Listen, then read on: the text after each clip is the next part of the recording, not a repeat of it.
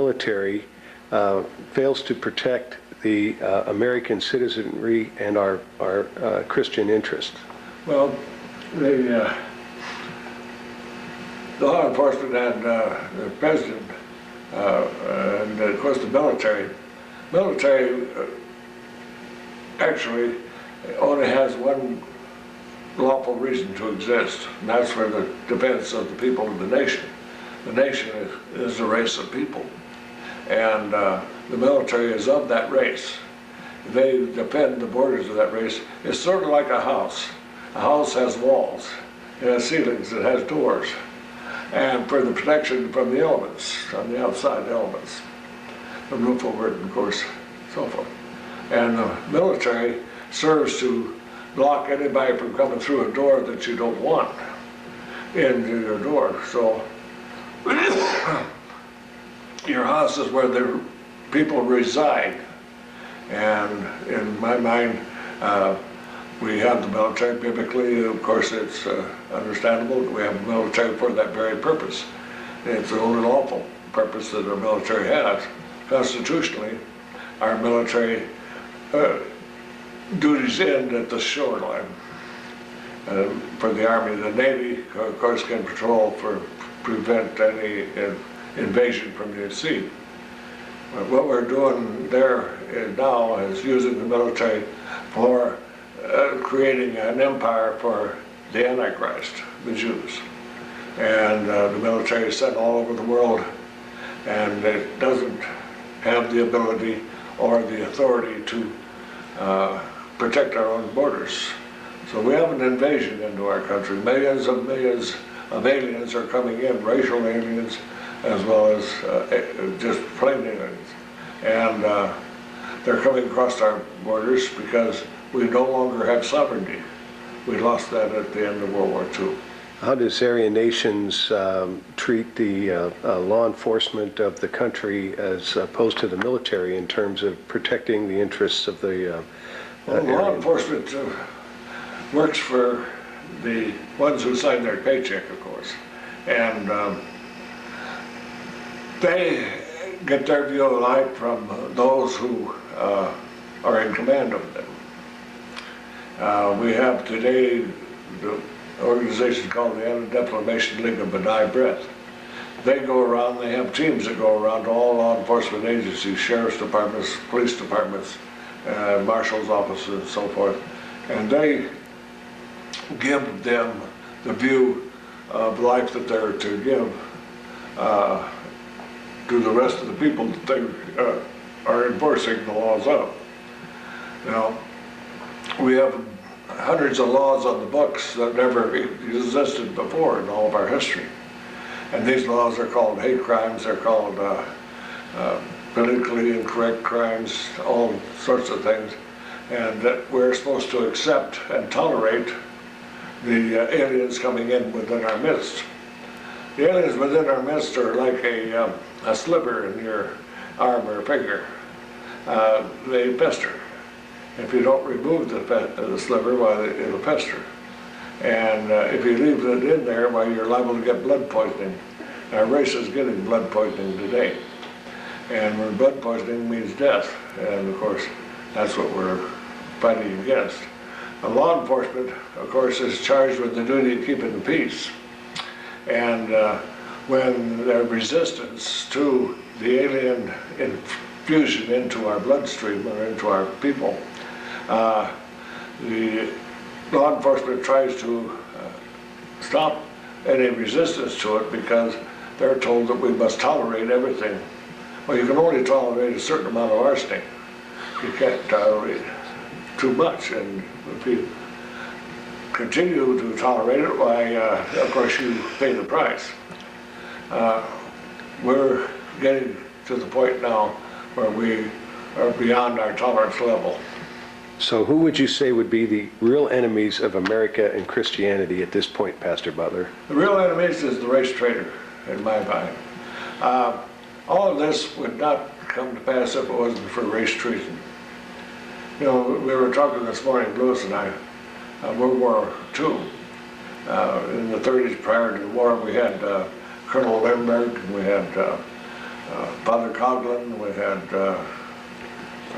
Gerald L.K. Smith, we had Senator Bilbo, Federal Judge Bilbo, actually, and he was a senator. We had Huey Long. We had a whole coterie of people. We had from Idaho, Senator Bora, and they all called themselves the America First Committee. And they realized that they were beating the drums, and the news media was beating the drums for America to go to war in World War II. At one time, it was estimated that 80% of the people were opposed to going to war. Now, of course, the defense industries were cranking up at that time, and we were just coming out of the Depression. And of course, a lot of people were getting jobs in aircraft factories and whatnot, shipbuilding factories. And so they were happy for the orders that were coming from France and England because they had declared war on Germany. When we think about it then, there was a great movement in which we had great meetings in New York, in Madison Square Garden, where Limerick spoke. I have tapes of his speeches about the Jews who were trying to drive us to war. The masterstroke that the Jews pulled off was, of course, getting the Japs to attack Pearl Harbor, which, of course, everybody threw everything else out the window because of the enormity of the attack that we received it. We received the thing as it was just an out of the blue attack. Of course, we later learned that it was planned that way. Mr. Roosevelt made a comment one time in one of his table talks. He says, nothing in politics happens by accident. If it happens at all, you can be sure it was planned that way. Pearl Harbor was planned, and of course it stirred up the people, and we were ready to go to war then because every young man wanted to go and kill a Jap. Let's move a little closer to Aryan Nation's home here. Why is the swastika or the crooked cross flown and shown at Aryan Nations? After all, this symbol has represented since World War II to all the world that which epitomizes evil and wickedness. Well, that's, of course, the Jewish presentation is, you see, we look at it, the world's been taught to look at it through Jewish eyes, not through Aryan eyes. Now, Mr. Merriam-Webster kept the, until 1944, in the Merriam-Webster's dictionary, the Gamadian, which was what you call a swastika, and it was four Greek gammas, capital Greek gammas, put together. It was the Matthew, Mark, Luke, and John. It was the gospel of Jesus Christ, of course, presented by these four men. And they put it together and they called it the Gamadian from the Greek gamma. So it is a Christian symbol. It was on a lot of the churches in Germany, and the Catholic churches especially, and the towers. And as a matter of fact, I have copies from the Minneapolis Library, Minneapolis, Minnesota, of some of the Gamadians that are found in the catacombs of Rome, where the apostles were laid to rest, some of them in the catacombs, and of course in part of the entrance to Jerusalem had a Gamadian on it prior to 70 AD when the Roman Emperor Titus come in and took them apart. Pastor, could you explain why Hitler is so revered by Aryan Nations? Adolf Hitler. In my mind, and in the mind of a lot of people who have studied it, he's the only man who was stood up and publicly proclaimed his fight for the life of the white race, white Aryan race. He's the only man who led a country to war for the preservation of the white Aryan race. We have a war from the beginning. When we think about it, we open up the Bible in the beginning, we have the case of Abel being slain by Cain, which was the beginning of the war. Genesis 3:15 tells you the Yahweh God declared the war to exist, the enmity between the seed of Cain and the seed of Abel, or the seed of Adam. vicinity goes on. There's a book out called The Wars of Shem, where the Wars of Shem, where they had many of the Canaanites who had buried in the dark and kinky-haired races and created another division, which we call Jews today. Sometimes we're actually come up to the point where they're Esau and Edom. And if you go biblically, you'll find that there is a connection between Esau and Canaanites because the gene was carried on, which identifies them as that mongrel people. When they think about it then, the war is against the white race. Jury and some of their writings have stated that we are the destroyers. We shall forever destroy because we did a God world of our own. The only way we can have that God world is if the Aryan isn't here. So it's a contest of who is going to win. 14th chapter of Isaiah tells you about that, how they seek to climb up and be as God. And they can't do it as long as the Aryan exists on the face of the earth. So their goal is the extermination of the Aryan race. That's why we have abortion, that's why we have miscegenation, that's why we have wars and all these other things that are going on at their behest. What does the phrase neo-Nazi mean to you, Pastor Butler? Neo-Nazi? Well, a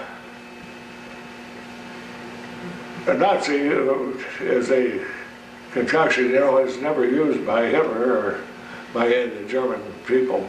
They never called themselves Nazis. It was, I think the British started calling them that. But in a sense, it's a biblical term. If you look up Nazarite, you'll find that it's N-A-Z-I-R-I-T-E. And some of the spelling is N-A-Z-A, but Strong's Concordance also puts it out as N-A-Z-I. So if you're a Nazi and you're right, why you're there. Actually, what we're talking about then is following the law of life, which is the Bible. We don't look at the Bible as religion, because religion, to me, is only 3 times that I see that the word used in the Bible was condemned. Religion is made up of men, not of God.